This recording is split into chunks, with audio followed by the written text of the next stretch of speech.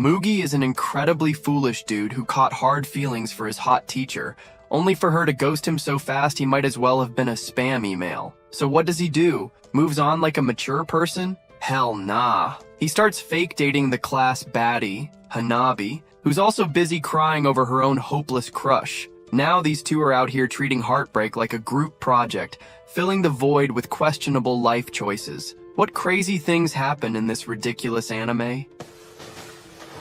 Love triangles can get pretty complicated sometimes, but have you ever heard of a love square? Well, that's sort of what was going on between these two girls and two guys. You see, Hana was in love with Mr. Kanai, her older brother figure who had known her since they were little. But Mr. Kanai had his eyes on another woman, Miss Minagawa. Miss Minagawa also had a little brother who was in love with her. But here's where it starts to get juicy. That little brother of Miss Minagawa wanted love so bad that he decided to rizz up Hana and use her as a replacement until he found a way to get Miss Minagawa to love him. Hana felt the same way too, so she agreed to date him as a replacement for Mr. Kanai. Hana had always had feelings for Mr. Kanai, but when she heard he would be teaching in her class, she was over the moon with excitement. After class one day, she ran to the teacher's lounge to deliver some stuff to him, but that was when she saw it. Mr. Kanai was flirting with one of the female teachers. Hana's heart sank. From that day, she would always rage out in her mind every time she thought of that woman.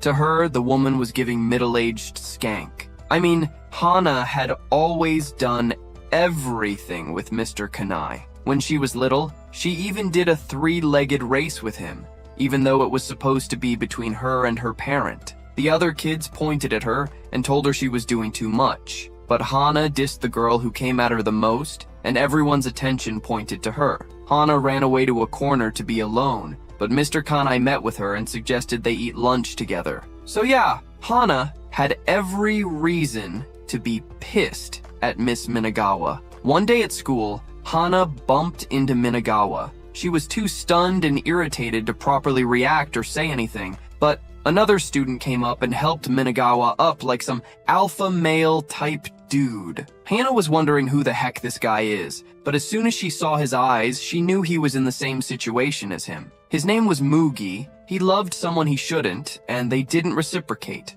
That someone was Minagawa. They went to the top of the school to survey their respective love interests as they made googly eyes at each other. As Hana and Mugi kept spending time with each other, they got closer naturally. One day, they were hanging out at Mugi's house while it rained. Mugi, being the alpha that he was, turned his back to Hana and started playing games. But just turning his back wasn't enough to stop his aura from coming out of his body, because all of a sudden, Hana clinged onto him a little too intimately. Mugi didn't lose his composure in the slightest. In fact, he pulled her to the bed ASAP and started making craters on her neck. Hana wasn't really feeling like doing anything, but as soon as Mugi told her to imagine he was Kanai, she got super into it and they had their first kiss. Well, first for Hana. Mugi is well experienced, as expected from someone who has his Riz stats maxed. Their little session was interrupted by a message on Hana's phone.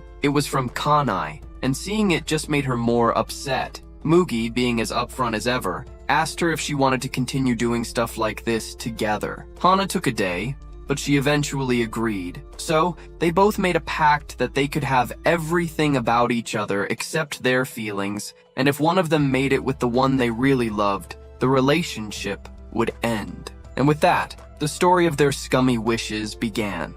It was the end of another school day. Hana went to Mugi's class to walk home with him, but Mugi was no simp. He told her that he had duties to attend to. His classmates, however, told him they got him covered for the day, and he should go. So Mugi got his stuff and went to meet Hana. When he got outside, he saw Hana talking to a girl who Hana called Akan. Akan wanted to walk home with Hana instead, but when she saw Mugi, she told Hana to go ahead with him. Hana obviously did.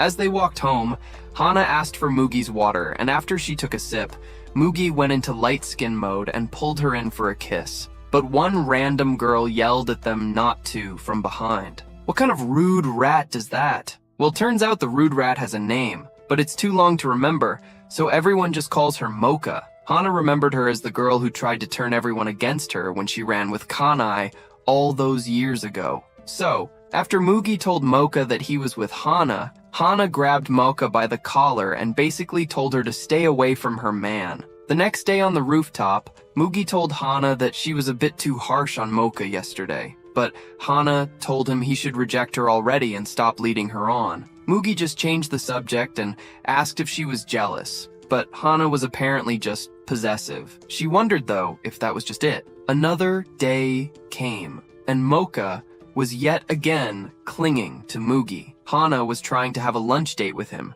but Mocha kept interrupting. So Hana chased her off and finally had some alone time with Mugi. Girls slowly started to hear news of Hana dating Mugi, and one of them decided to ask Hana for advice on something. The girl told Hana about her situation. She was in a love triangle and didn't know which guy to pick. Hana told her to go with her heart, but the girl just wanted to pick the guy with more to offer. Hana was so confused. Is this how girls really think? Hana was out having lunch with Akan later, and asked Akan if she too liked guys just because of what they offered. But Akan said that she liked them because of how they made her feel, and Hana was so glad that her friend wasn't a heartless person. Hana then asked Akan if she liked anyone, and Akan coughed up her food a little. Seeing that reaction made Hana know that she did, so she invited Akan to her house for a sleepover. Akan didn't show it much, but she was super excited. She got there early the next day and everything was going smoothly. But as soon as she shut the door,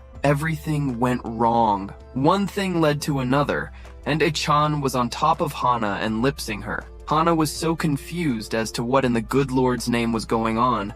Echan first met Hana when she was going to write the entrance exam for high school. Echan was getting some unwanted action from a stranger on the bus, and Hana came to her rescue. Hana held her hand till they got to the school, and just from that experience, Echan fell in love with Hana. Now, at the sleepover, Echan was just trying to play it cool and enjoy spending time with Hana alone. At night, she had to share a small bed with Hana, and it was taking a lot for her to keep her composure. She was doing relatively well until Hana turned to face her and asked what kind of person she liked. Akan couldn't hold herself back anymore and kissed Hana. Akan went on top and stared at Hana. She asked Hana why she was with Mugi when she didn't even like him. So, Hana told her the situation. That just made things awkward, and up until morning, Echan just stayed in silence and left afterwards. When the morning came, Hana went out on an errand for her mother. She bumped into Mocha on the way but completely ignored her. Hana thought back to what she said to Ekan about those girls who liked guys for what they offered. She said that if you keep trying to choose both, you'll lose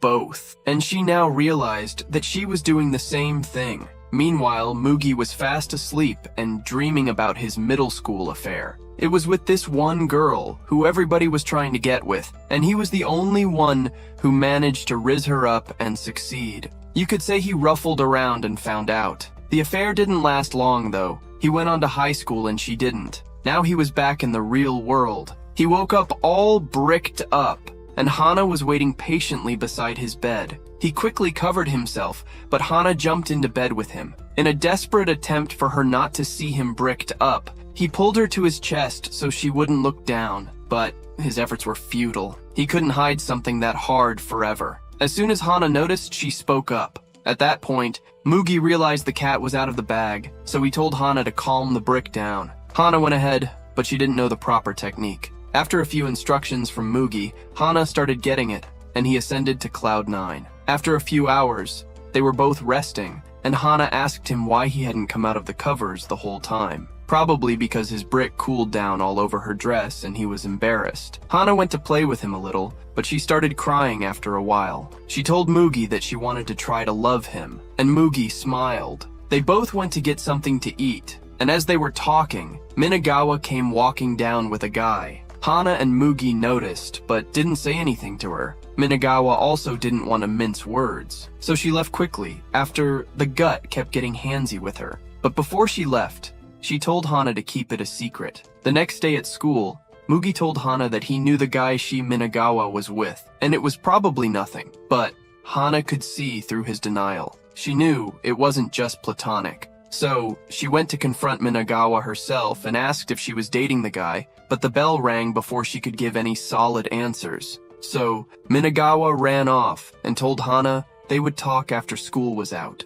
Minagawa, ever since she was little, has always loved attention. She would exploit others not just for the fun of it, but also because she'd rather die than let someone else exploit her. And this habit of hers followed her to this day. She looked for the attention of men any way she could, and once she was over the man, she just dipped and moved on to the next. So, she was basically a very big farming tool, particularly one used to till the ground. And now, she had her edges sunk into poor Kanai. He's being used just for his attention. She had also set some kind of plan in motion for Hana. I wonder what it could be. After school was out, Kanai was waiting in the music room, just like Minagawa had told him to earlier, before Hana arrived. Kanai wasn't one for overly big shows of emotions. He was always very subtle when it came to feelings of any kind. But from the first day he set eyes on Minagawa, he felt like it had to be fate that brought him to her. He got close to her any chance he got, but he wasn't able to put himself out there and tell her how he felt.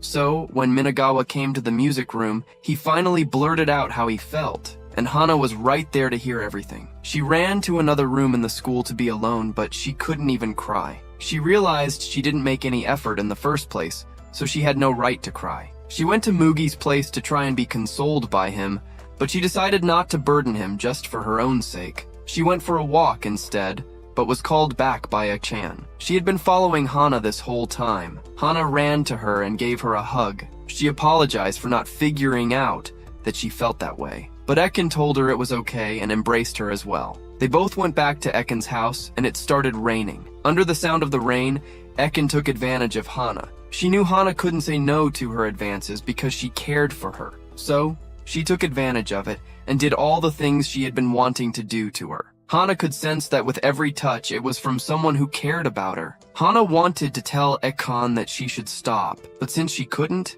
Ekan just kept going and told Hana that if there was any way she wanted to take advantage of her as well, she should not hesitate to speak up. After the passion subsided, Hana walked back to her house alone in the rain. She could hear voices of her younger self saying that she had ruined her friendship with Akan for good. Hana already realized this. So, she decided that since Minagawa was playing dirty, she too would step up and try to beat her at her own game. The next day, she went to confront Minagawa about the whole situation. But of course, she was smug the whole time, saying that she didn't even like either of them. Hana asked her why she took pleasure in seeing men chase after her even when she didn't feel the same. And Minagawa replied that there's no better feeling than that. Yeah, she's a really big farming tool.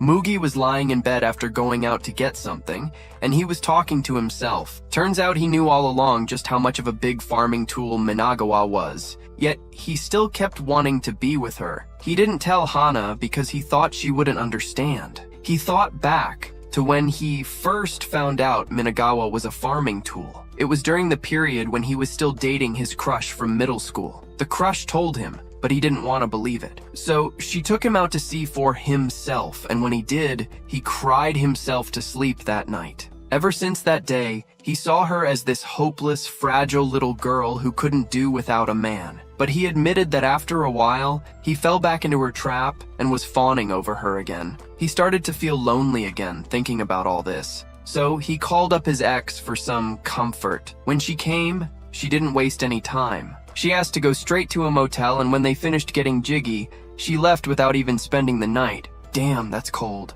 The next day, Mugi started acting cold, and Hana noticed it immediately. She thought it was just one of those days when they didn't feel that close and brushed it off. She didn't even tell him about the recent happenings that went down with her. She wondered why, and her conclusion was that she was probably fine with Akan and didn't need Mugi anymore. But even as she said that, she embraced Mugi and kissed him passionately. She said to him that she knew he slept with someone, and he said he knew she did too. Hana had tears roll down her eyes. She knew that it was painful to keep going on with the farce. Yet, it felt so good that she couldn't control herself, and Mugi felt the same about it too. They both found an empty room after school and started making out in it. Midway through, Mugi mentioned that she hadn't come to visit him in a while. She didn't have an excuse, so she just stared at him. And that set off something in Mugi, seeing her embarrassed and shy, but still looking directly at him. Eventually, they went back to his house and straight into his bed. Hana told Mugi that she wants to go all the way to Jiggy Town this time around, but Mugi had his reservations. Eventually, he figured he might as well. But let's just say, he was too big to ride the roller coaster. Hana curled up next to him and asked him why they couldn't do it. Mugi told her it's because they don't love each other. Hana tried convincing him again, but he said no. So she wore her clothes and went back home. Side note, don't these guys have family? How are they able to just go for booty calls at any time they like? Anyway, when Hana got back to her house, she was sad that she was alone. She hated being alone. The next day, Hana wondered when she became so weak to the point of needing to sleep beside someone at night. She saw Minagawa up ahead and just planned to walk by her. But Minagawa, as she passed by Hana, whispered that she went all the way to Jiggy Town with Kanai last night. Hana was devastated. Hana was sick and tired of losing to Minagawa. She wanted the feelings that she got from other guys all for herself, even if it meant hurting someone. She decided she'd rather use someone and have those feelings than be lonely. The younger voice in her head said she was just acting like a kid, but she didn't care. So, after school, she went to meet with Mugi and agreed to be his girlfriend for real. Then she went to meet Ekan and told her. She decided she wasn't going to use Ekan like that. But really, Ekan was probably the only one who wanted to be used. Hana couldn't take it and just ran off. The next day, Hana had a headache from not getting any sleep last night. So she went to the library with one of her classmates for some quiet. While she was there, Ekan came in and joined them. But Ekan wasn't there to read books. She came to have some fun with Hana. While everyone else was reading, Ekan caressed Hana a little bit too much, but Hana didn't say anything. She decided to be quiet about it as punishment for all the stuff she put Ekan through.